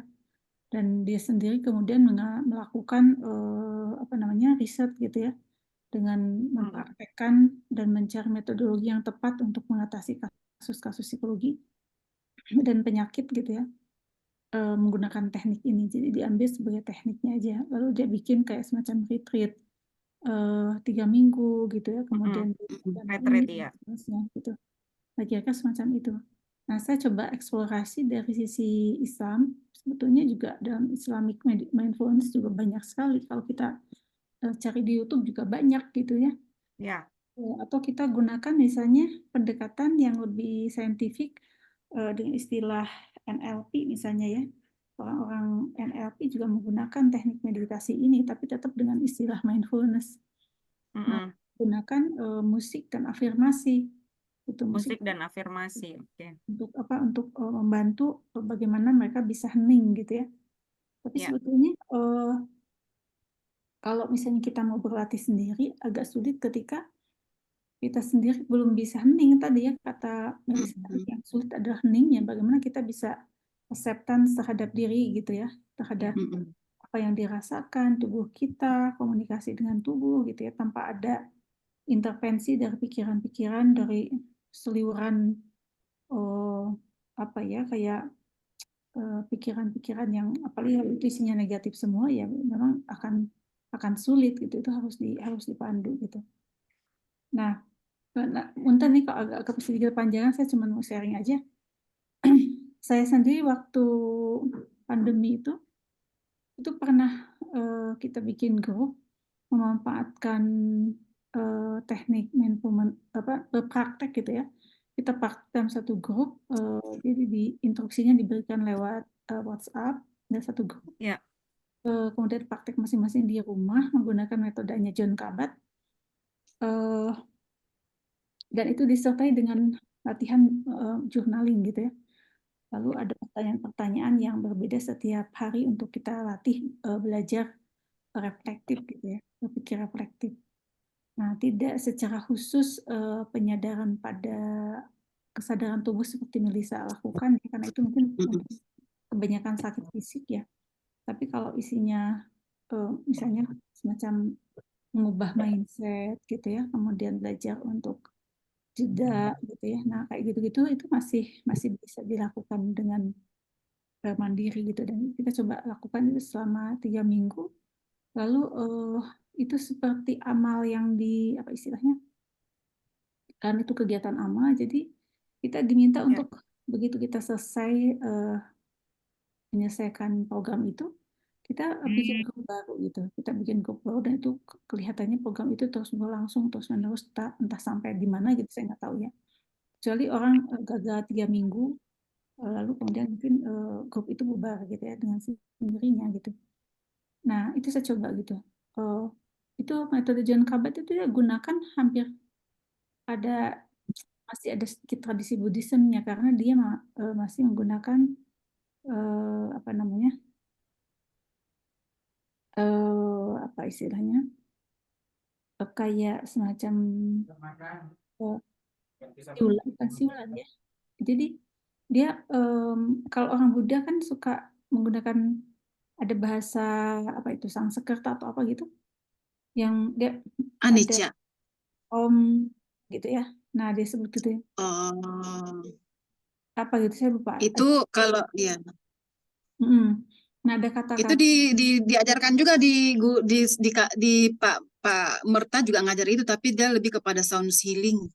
Betul, ada Dia pakai sound untuk sound healing. untuk supaya fokus barangkali ya. Untuk supaya fokus, tapi sempat saya coba cari artinya itu, kata-kata itu apa sebetulnya gitu ya. Jadi saya khawatir ada makna yang saya tidak paham, lalu kemudian itu masuk ke belief system gitu ya. Nah, lalu ada selain itu ada kayak afirmasi-afirmasi gitu ya. Nah, kayak gitu-gitu. Nah, karena itu tradisi dari Buddhism, jadi memang dekat kepada kepercayaan dan pola apa namanya, tradisi apa namanya, agama dan budaya Buddhism gitu. Nah, karena itu lalu saya pikir saya bisa eksplorasi dari sisi Islamik gitu ya, karena dalam jurnal-jurnal dan pengalaman para ahli juga Islamik juga ada banyak gitu ya. Mungkin fokusnya tetap di napas untuk yang awal, tapi sebetulnya secara akademik kita bisa apa namanya, bisa petakan bahwa poin pentingnya itu sama sebetulnya. Jadi ada intention, ada attention, dan ada satu lagi adalah attitude gitu ya. Jadi secara akademik itu gitu, polanya ada itu. Nah, fokusnya mau di napas atau fokus di satu titik yang kita amati gitu ya, entah itu di eksternal atau internal tubuh, itu nggak masalah gitu, itu bertahap. Betul. Nanti Betul bisa, sekali, Mbak Elif. nanti bisa juga misalnya dalam bentuk gerak gitu ya, entah itu mindfulness, walking mindfulness, sleeping mindfulness misalnya gitu. Nah, itu apapun gitu. Nah, saya sempat bahas Islamic mindfulness itu di kajian apa namanya, Aisyah gitu. Nanti saya share coba ya YouTube-nya ya. Bahwa sebetulnya kalau kita sebagai muslim, kondisi mindfulness tertinggi itu seharusnya itu kita rasakan pada saat kita sholat gitu. Jadi sholat itu adalah gerak, bacaan itu sinkron gitu. Kita ngomongnya apa, geraknya seperti apa, kita betul-betul merasakan hadirnya Tuhan. Juga mindfulness sebetulnya gitu. Betul. Itu sempat saya bahas gitu. Mungkin itu benar sekali, Mbak Ib. Jadi saya sangat terbantu dengan metode yang dari guru saya itu. Terus kemudian saya combine dengan saya advance kan dengan masuk pada sholat, lalu kemudian zikir. Itu memang jauh lebih menyentuh sekali ke dalam jiwa. Jadi ketika misalkan kita angkat tangan Allahu Akbar dengan penuh kesadaran gitu kan, ini kan gerakan menyerah ya, kita menyerah, lalu mulut kita kemudian mengucap Allah Maha Besar seperti itu. Jadi benar itu menurut saya, menurut pengalaman saya, akhirnya sholat itu menjadi, kalau kata orang, para ini mi'raj ruhaninya orang Muslim, dia di saya itu sangat membantu. Ya. Jadi sholat itu memang menjadi mi'raj kita. Dan waktu pandemi itu kan saya banyak sekali ini ya, apa namanya, menerima beberapa kasus kecemasan karena kondisi COVID yang luar biasa itu ya. Jadi waktu itu banyak sekali aktivitas-aktivitas mindfulness yang coba kita sharing ya, baik dalam bentuk webinar maupun dalam praktek seperti yang tadi saya ceritakan selama 3 minggu itu. Nah, lalu akhirnya saya dapat satu ini ya, ada beberapa kasus yang intinya mengarahkan kepada beberapa teknik mindfulness gitu ya. Jadi waktu saya bikin buku mandiri, saya kan bikin buku ya waktu kemarin pandemi itu. Nah itu satu bab sendiri saya bahas tuh Islamic mindfulness, gitu jadinya gitu ya. Dan di beberapa teknik yang kita gunakan karena saya praktisi ya, itu ada gitu yang mempersyaratkan prosesnya itu memang harus dilatih mindfulness dulu gitu. Baru kemudian bisa dikelola gitu ya dengan jurnal pikiran misalnya dan seterusnya sampai bisa mandiri, misalnya seperti yang dilakukan Melissa, misalnya bisa muncul kesadaran sendiri lalu bisa dikelola sendiri emosinya gitu. Seperti itu, tapi memang itu harus intensif ya, harus intensif. Jadi kalau misalnya ada semacam kegiatan semacam retreat gitu seminggu 2 minggu itu memang lebih efektif ya, mungkin agak mahal gitu ya, tapi untuk yang kasus yang berat ya harus begitu. Tapi kalau dalam proses terapi gitu ya, misalnya kasus-kasus yang rawat jalan yang saya lakukan, jadinya waktunya memang jadi lebih panjang, kecuali kita tuh mau berlatih mandiri gitu. Nah, berlatih mandiri di kita tuh kan malas banget gitu ngerjain sendiri gitu. Coba misalnya 3 Betul. menit aja gitu ya, hening gitu ya, bentar nggak mau gitu. Nggak mau karena merasa apa gitu ya, apalagi kalau memang masih overwhelmed gitu ya istilahnya ya. Iya, kita masih terselimuti oleh itu emosi-emosinya. Banget. Tapi saya sendiri punya cara untuk belajar mindfulness, Mbak. Jadi ada latihan yang saya lakukan juga tiap minggu ya. Napas gerak ya. Jadi latihan napas gerak dan itu memang betul-betul bertahap luar biasa gitu ya. Dari kita sangat tidak bisa konsentrasi sampai kita bisa betul-betul masuk ke kedalaman diri gitu. Itu jadi kalau Mbak Melissa menurut saya cukup berani untuk ikut masuk ke dalam kegiatan retreat seperti itu. Kalau saya agak-agak suspicious gitu. Gitu. Enggak sih, kalau saya merasa sinkron aja dengan apa yang saya pahami dalam Islam. Akhirnya malah itu membantu, jadi dia menjadi malah alat bantu buat saya untuk lebih bisa khusyuk lagi dalam sholat. Ya betul. Jadi kalau secara teknik bisa dipisahin sih memang nggak masalah ya. Artinya saya juga tidak mempersoalkan teknik ya secara teknik. Cuman apa namanya, ketika saya juga waktu itu ditawarin program John Kabat yang saya juga coba lakukan selama 3 minggu, itu beberapa apa namanya, istilahnya tadi yang suara itu apa? Sound healingnya. Itu saya skip gitu. Kemudian ada juga iringan musiknya gitu yang mereka kirim juga musiknya ada. Itu saya skip gitu. Saya ganti gitu, saya nggak mau gitu. Karena itu apa namanya? Itu kan pengaruh ya ke gelombang otak kita gitu. Pengaruh gitu. Yang kita ucapin, yang kita dengar itu pengaruh ke gelombang otak. Jadi tekniknya aja saya pakai, tapi kemudian fokusnya saya ganti dengan cara saya pribadi gitu ya, dengan saya hening. Kalau saya misalnya terdistrak, saya bisa zikir gitu ya. Nah gitu itu saya tetap ganti gitu ya, saya tetap balik lagi aja ke metodologi yang saya yakini gitu di Islamik juga ada gitu. Seperti itu. Jadi akhirnya balik lagi ke situ. Gitu. Iya. Kalau menurut saya sih ya mana yang kita merasa selaras dengan diri kita, belief kita, go ahead.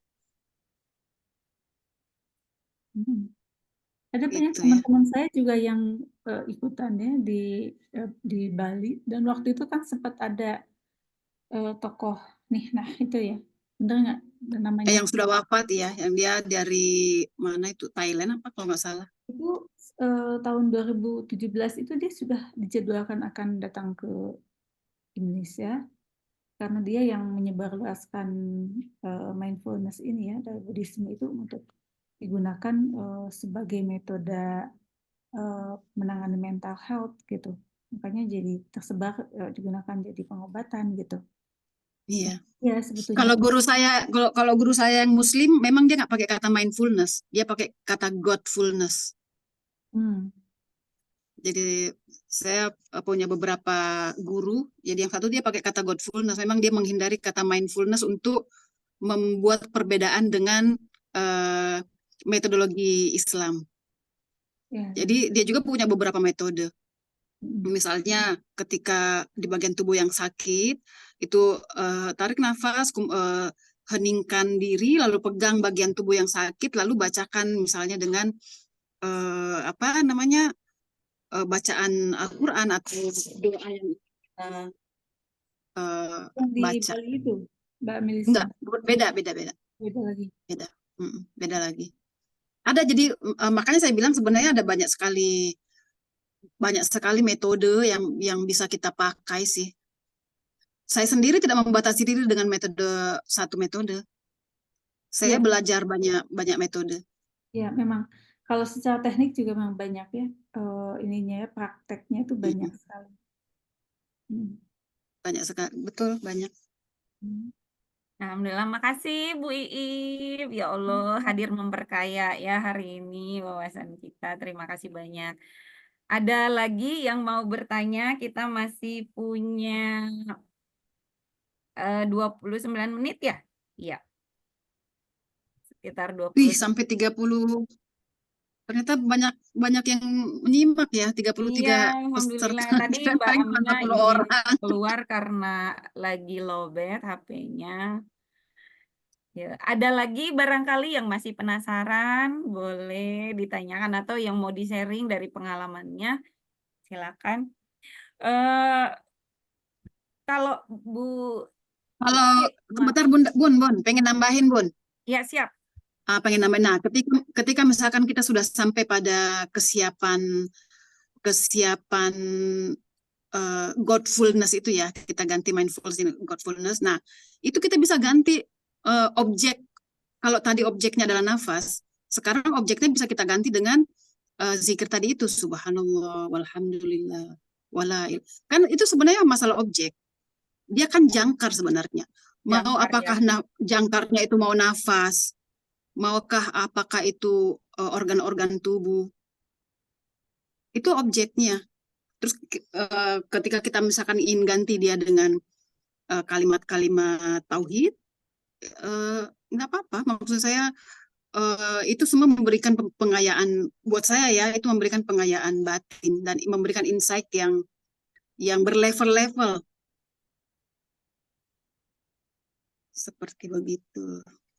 Makasih Bunda Wi, saya sudah diberikan kesempatan untuk menceritakan pengalaman dari seorang yang asma, terus kemudian aritmia, udah lever, rahimnya sudah diangkat. Iya. Oh iya, satu lagi yang saya belum cerita ini tentang Ocha yang alergi susu. Ya, Ocha, ya. Jadi anak saya yang sulung tuh alergi susu kan. Jadi dia itu kalau minum susu sapi beserta turunannya, itu tiba-tiba air liurnya itu akan mengental. Ini air liurnya mengental, terus tenggorokannya itu jadi sulit nelan gitu kan. Oh iya. Sulit nelan. Nah, ketika dia ikut meditasi karena ikut yang kemarin di Malinoni, terus begitu selesai kegiatan, terus dia ngomong gini, Mi, sekarang saya tahu kenapa saya alergi susu. Dia bilang, jadi muncul memori dia, kan saya suka nyimpan susu di kulkas, susu UHT gitu kan. Jadi muncul dalam memori dia, umur dia 5 tahun, numpahin susu, dan saya marah. Terus saya bilang, bersihkan itu, sampai bersih. Itu susunya yang di lantai kan. Jadi dengan perasaan yang sedih, dia bersihkan itu susunya. Dan itu muncul di memori dia di meditasi itu. Nah, rupanya badan dia mengaitkan itu dengan susu kan, sekarang jadi emosi kesedihan Ya. itu membuat badannya nolak susu. Nah, ketika pulang dari meditasi itu, saya beli roti yang dalamnya itu keju. Biasanya kan beserta susu dan turunannya, Ya. keju dan lain sebagainya, itu akan membuat dia tidak bisa menelan. Dan hari itu dia bisa makan keju, roti yang di dalamnya ada keju. Yang biasanya nggak bisa gitu ya karena Tidak tubuhnya bisa ditelan. Oke. Traumanya Ya, udah begitu. Ya, Bu, ya itu traumanya sudah hilang. traumanya Ya, hilang traumanya ya. hilang. Iya, betul. Betul. Masya Allah, alhamdulillah. Jadi waktu Kak Ocha menceritakan itu kan dia tenang sekali menceritakannya. Saya yang menangis mendengarnya. Sudah menjadi penyebab trauma dalam kehidupannya. Ya. Tapi kan Berapa waktu Kakak tahun Ocha itu umur bisa 5 tahun, diajarin Umi ikutan kan belum meditasi? meditasi. Gitulah makanya. Jadi Berapa ikut tahun itu aja. Mbak Melisa? Ya, Diajarin meditasi berapa tahun dia? itu Diajarin kemarin berapa ikut yang tahun? Usia berapa tahun? Ocanya. Ocha sekarang 26 tahun. Oh, Waktu dia ikut memori itu tuh, waktu dia muncul memorinya itu umurnya iya. kemarin bulan Iya. lalu Hmm. Iya. gitu. Jadi sekian lama gitu ya, Mi, tubuhnya menolak susu. Menolak susu. Ternyata memori karena sedih karena Dimarahin. dimarahin suruh bersihkan susu. Oke. Baik, ini kita sudah menjelang pukul 9 kurang 8 menit untuk waktu Indonesia Barat. Umi di sana udah mau jam 10 ya, Mi ya? Iya. 8 menit lagi jam 10. 8 menit lagi jam 10. Baik, kalau barangkali sudah tidak ada pertanyaan, ditutup saja dengan closing statement-nya, Mi. Silakan. Closing statement. Sekali lagi kan pengalaman hidup setiap orang itu betul-betul beragam. Ya. Spektrumnya juga ya luaslah, terbentang hingga tak terbatas mungkin. Jadi Ya. sekali lagi ini adalah pengalaman saya. Bisa jadi teman-teman juga memiliki pengalaman yang berbeda-beda lah. Jadi yang kalau intinya sih mari akrab dengan diri sendiri. Jangan kalau ada apa-apa terus kemudian kita entertain diri kita dengan nge-mall misalnya, atau dengan nonton film deh atau apa gitu, sehingga kita tidak peka dengan apa yang batin kita pengen sampaikan sebenarnya. Saya kira gitu, Bun. Terima kasih banyak. Mau Baik. tanya sekarang Melisa prakteknya sama siapa? Sendiri. Yang terakhir ikut itu di Bali itu, atau ada beberapa padepokan gitu? Enggak. Saya cuman kalau yang saya benar-benar ikut formal, ikut yang di Bali itu saja yang untuk meditasi kesehatan. Cuma itu Selebihnya aja. saya mau Cuma itu aja berarti. Perlatihnya cuma yang 3 minggu itu aja. Iya, cuman itu aja. Pelatihnya cuman yang Pak Merta ada itu. Tetapi selebihnya kan saya mempadu-padankan. Jadi saya mengkolaborasi banyak hal dari situ. Saya bereksperimen lah ceritanya. Saya bereksperimen dengan beberapa metode. Tanpa guru ini tanpa guru. Benar-benar sisanya gurunya mencoba. lewat YouTube gitu. Yang dieksplorasinya jadinya sisanya lewat YouTube. Lewat YouTube. Selebihnya ya cari tahu sana sini gitu. Tapi kan saya melihat ini pada dasarnya ada benang merahnya sih. Betul, tapi secara teknik sudah pernah berlatih sehingga sudah biasa melakukan itu, tahu how to-nya gitu. Kan sebetulnya itu. Jadi, kalau untuk yang merasakan badan iya. Yang sulit yang itu kan orang belajar tekniknya dulu gitu. Belajar teknik. Yang Bali Usada iya. Sulit. Untuk orang pemula itu nggak tahu gimana caranya gitu kan itu. Iya betul. Kalau yang untuk pemula, ini ada teman saya ya, sahabat saya, dia pengen coba sendiri di rumah merasakan badan. Jadi begitu dia baru mulai merasakan kepala, tiba-tiba nafasnya tersengal-sengal. Terus nafasnya tuh kayak sampai di sini kayak dia merasa kayak mau mati. Terus dia berhenti. Jadi mungkin untuk sebagian orang butuh pendamping, Ya, betul. butuh instruktur Karena mungkin. takutnya itu tadi ada salah napas, Iya, kemudian memori tadi yang muncul itu kemudian ada kaitan sama trauma, kemudian dia jadi iya, masalah. iya. Mungkin untuk beberapa orang ya perlu, karena ada juga yang tidak sih. Ada teman saya yang ikut dan dia tidak ada masalah. Ya, makanya akan tergantung pada kondisi orangnya gitu. Kalau Betul, misalnya betul. ternyata dia hadir lalu muncul ada traumatik, itu ada masalah. Mm-mm, mm-mm. Baik, terima Ya, kasih Mbak banyak Dewi, mau tanya untuk sedikit. ya, silakan. Mbak mau tanya itu, berarti awalnya untuk kita mengikuti kegiatan itu harus mempersiapkan diri apa gitu? Atau kita Persiapan emang awalnya Umi. Ya. boleh juga kita coba-coba sendiri kan? Seperti tadi kan Maksudnya, ada bahayanya, Bu ya, ada bahaya. Hesti, maksudnya untuk ikut dari Kalau rumah atau ikut di baliho sadanya?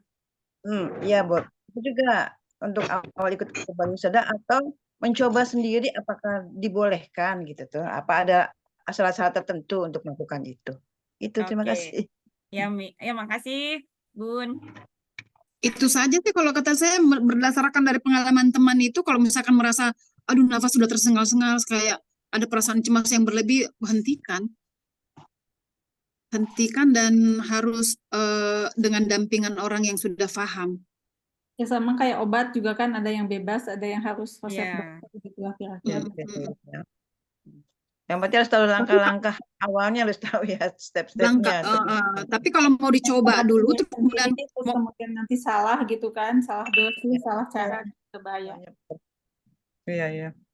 Tapi waktu kalau pengalaman saya pribadi ya, awalnya saya ikut itu kan online, makanya saya ikut-ikut dari YouTube juga, nggak berangkat ke sana ke Bali, nggak. Jadi saya pengen waktu kawan menyarankan itu, saya mencoba ikut versi di YouTube-nya. Memang ada perasaan kayak gitu tuh, ada perasaan begitu mulai merasakan beberapa organ tubuh kok kayak tersengal-sengal. Tapi saya tetap melanjutkan aja instruksinya, rasakan badan, lalu bagian leher rasakan denyutnya, panasnya, apa namanya sensasi apapun yang muncul di situ rasakan. Saya tidak berhenti, saya terus melanjutkan dan tidak terjadi apa-apa sih. Saya tidak mati juga. Memfanakan diri berarti juga ya.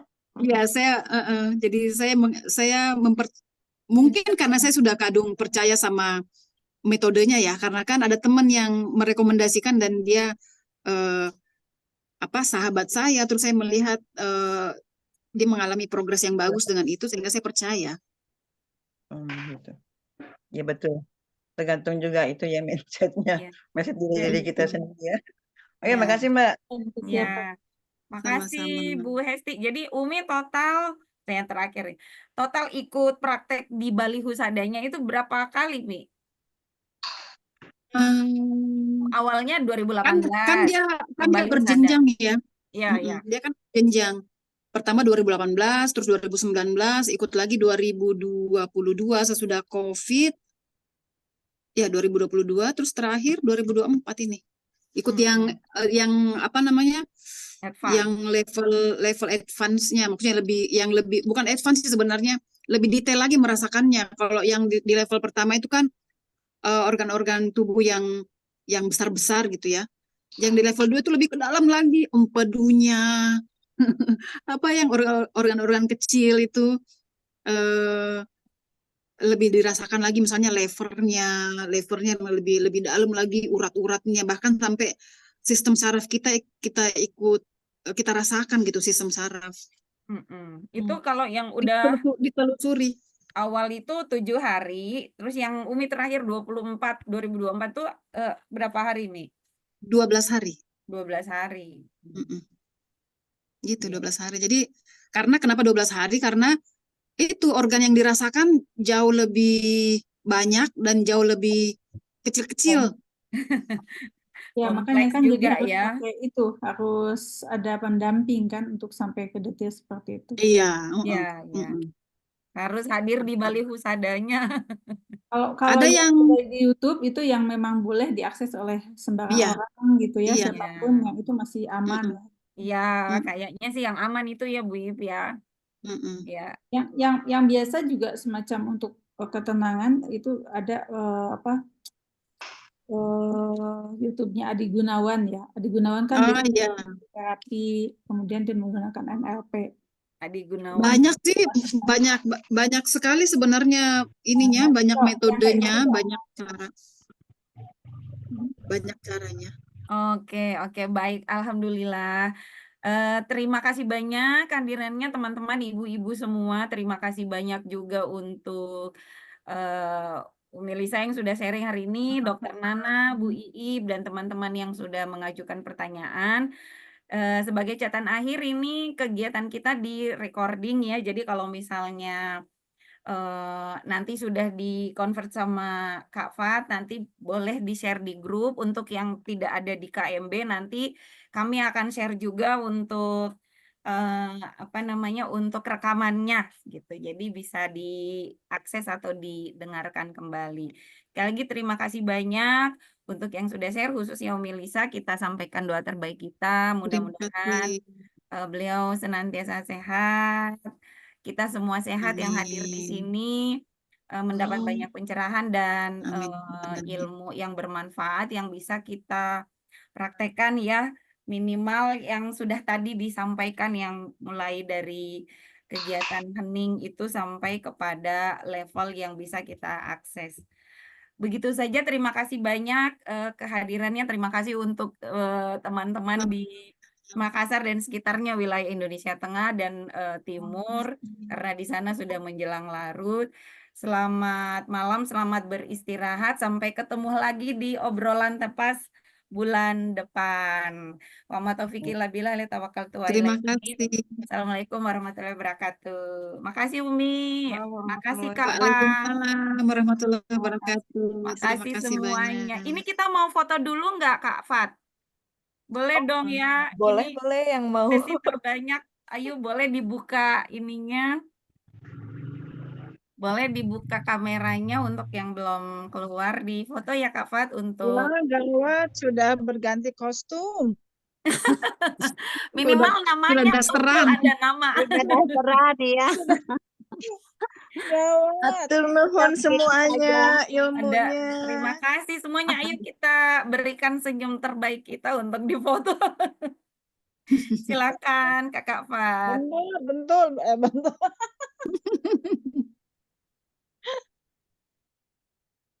Oh, Itu ada apa? Tadi ada yang mau ditunggu dulu tadi bentar ya? ada yang mau ditunggu, buka kamera.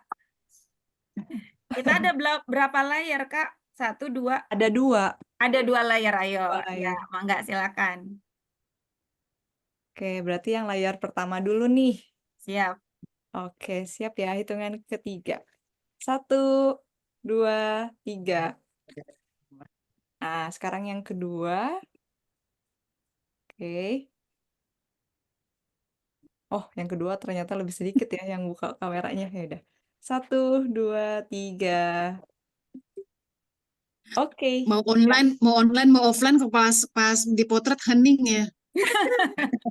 Serius. Heningnya itu nahan senyum, Mi. Terima kasih banyak Bu Asti, Kak Novi, Bunda Yanti, Teh Elsa, Kakak Nursam, akun AGK, Dokter Nana, Mbak Ria, Teh Farida, Bu Hesti, Mbak Asmi, Teh Nita, Teh Nenden, Teh Casmi, Teh Dalia, Teh Saria, Teh Rahman, Teh Endang. Ini layar kedua, ada Bu Khadijah. Terima kasih banyak. Siapa lagi nih? Siapa ya? Oke, ada Mbak Tuti, Bu Iis, Kak Tuti, Ibu Titin. Terima kasih banyak Kak Jul. Makasih banyak semuanya. Sampai jumpa bulan depan. Selamat istirahat. Assalamualaikum warahmatullahi wabarakatuh. Terima kasih. Terima kasih semuanya. Sehat Nanti awal. di-share rekamannya ya. Oke.